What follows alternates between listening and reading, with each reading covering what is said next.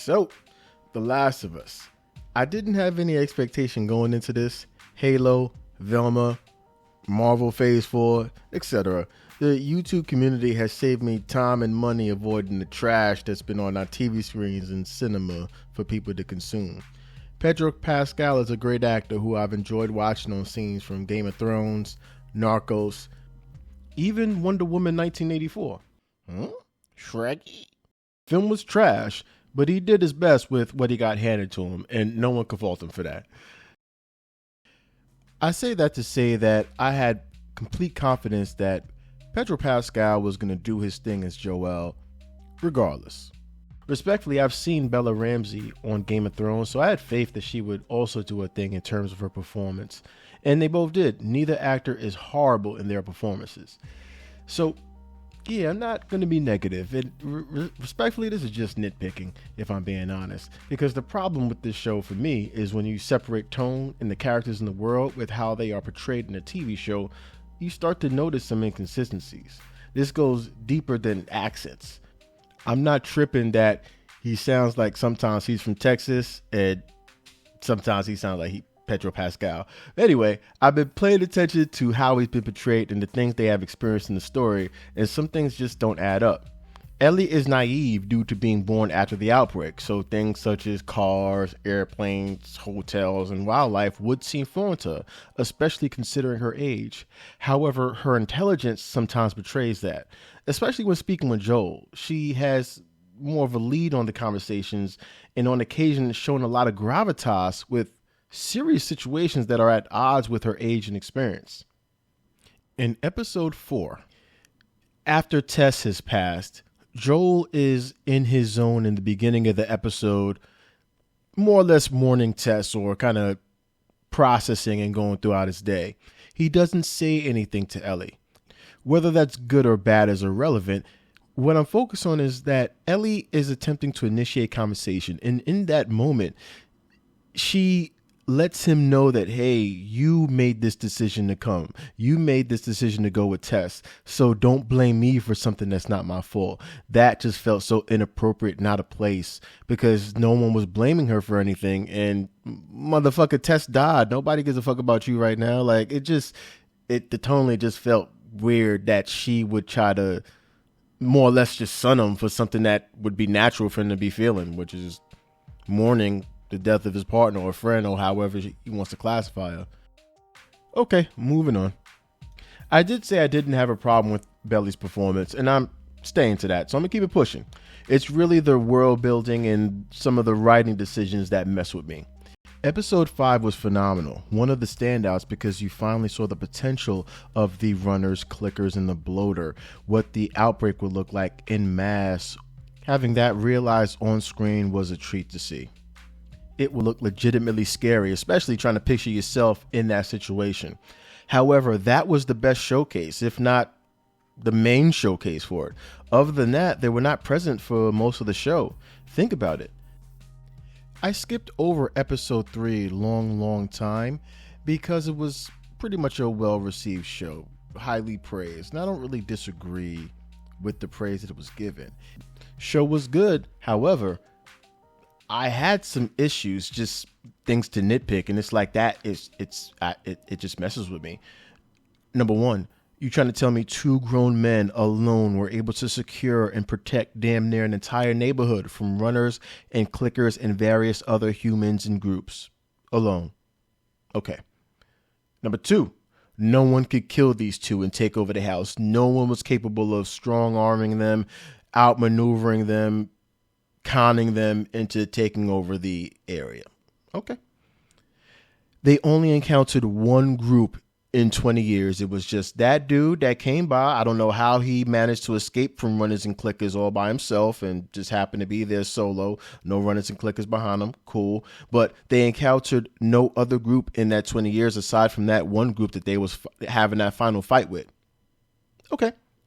They had time to grow plants. And this is just they had time to grow vegetables. No one thought to try to live with them. Joel and Tess visited. The only visit that they had was Joel and Tess. That just, it doesn't make sense. Everyone should be kind of starved for resources. food and water is like not as basic as a necessity that people will take for granted. It's not something you have easily access to. Electricity is not even something you have access to. So again, like this home was like heaven, paradise. And it's like no one bothered to touch it. Okay. Oh, side note, I never understood why Joel and Tess chose to live where they were at in the beginning of the show instead of there with Bill and Frank. They were having dinner in broad goddamn daylight. They're not worried about runners, clickers, even a stray sniper shot from someone who may be starving or just plain evil. There is so much about this episode that disconnects you from the world that they've established prior and even the characters that are in it. I do want to keep this brief, but I must say it is a crying damn shame how they chose not to include any direct interaction between Ellie and Bill, especially considering with how they're portrayed in the show, and even more shameful considering how they were already portrayed in the game. So I don't want to nitpick. I'm fucking with you. I understand that the show is supposed to be grounded. So I'm going to chill with the fact that my man Joel has the easiest time traveling when you think about the episode flow. No issues of starvation on either side. My man gets impaled, and we don't get to see how they keep each other safe. No hunting was shown. No cooking. There is nothing on how they survive the goddamn winter aside from her curling up in the corner staring. Nothing. It just jumps right into a meeting with those two. Now, I'm not tripping on that. I feel like I've seen Varys do his kind of thing on Game of Thrones where he was kind of traveling between countries within a matter of episodes. It was whatever. I ain't tripping. I'm talking about the last episode scene, and I was done because I'm looking at some things. I was like, nah, that ain't popping. Like, the man gets into a shootout with a literal armed infantry and kills them all unscathed, undamaged. He literally had lead in his stomach, and there are no signs of wear from that. From the travel, from his age, no limitations with the hole that was literally in his stomach. Also, let's just get to this last episode. He grabs his backpack, his damn backpack, the one where you swap weapons, make makeshift items such as a Molotov cocktail, grab rocks to throw. I'm just over here thinking like, man, it was great to not see him or anyone utilize that backpack in any of the dangerous scenarios that they were in to enhance their overall competence and survival and common sense, but also practical use, because they all had backpacks and they never utilized it. So what was the purpose of them bringing it? I absolutely love to see things that waste my time and attention. He didn't even bother to put the weapons in them when he was back at Bill's. He left the weapons and put nothing in the backpack. What was it for? Just for the water? Okay. In the finale, we watched Joel talk to Marlene. The man went on a rampage on some John Wick bullshit, and all we saw for it was sweat on his forehead. I got to be tripping. Nah, fuck that. We got to go back. But yo, none of these guys was able to hit this dude. Every single shot that they fired missed. What were they aiming at? No one thought to camp and wait, throw tear gas, a grenade, a rock, or a damn water bottle. One guy actually surrendered. Joel murdered how many people? And that man surrendered thinking that he might get let go. None of those was with your peoples? I know I sound weird because I'm wording it like that, but from his perspective, the Fireflies are the good guys. They got Ellie. They have the cure. They're trying to spread that cure. There is a man who is coming, killing everyone in his path. Why did this man surrender? Why would he think that he would be let go? I'm thinking to myself like, yo, that's the most disloyal motherfucker I've ever seen. Like, you might as well have just given him the gun and pointed him in the direction that he needed to go. Even the doctor tried to stop him with the frickin' butter knife. So why would this man surrender? I wish there was data on how many people who played The Last of Us but never played the first or second game. I imagine, like me, most people played The Last of Us Part 1 and was excited to see how it could translate to on-screen, regardless of how you felt about the second one. It has to be said, the first game set a very high bar for storytelling in video games.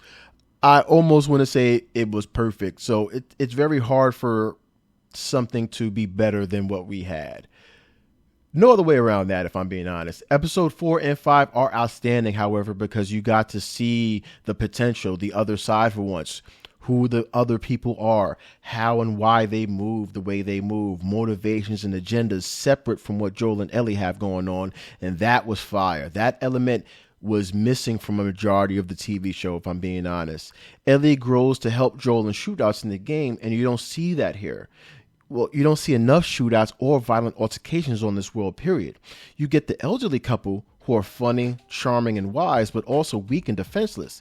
In that world, how has their home not been taken over this long past the outbreak?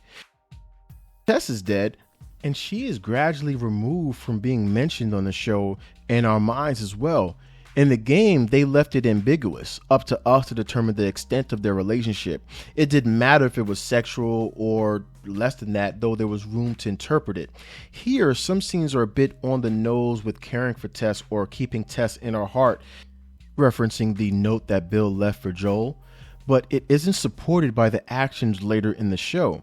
The first season felt so rushed because you missed so many important story bits that help flesh out the world and the characters in it. But it's all good. Season 1's already wrapped up. They got season 2 started. And by the recent comments that was made by the creative director, my opinion probably doesn't mean much. But this is just kind of the main point.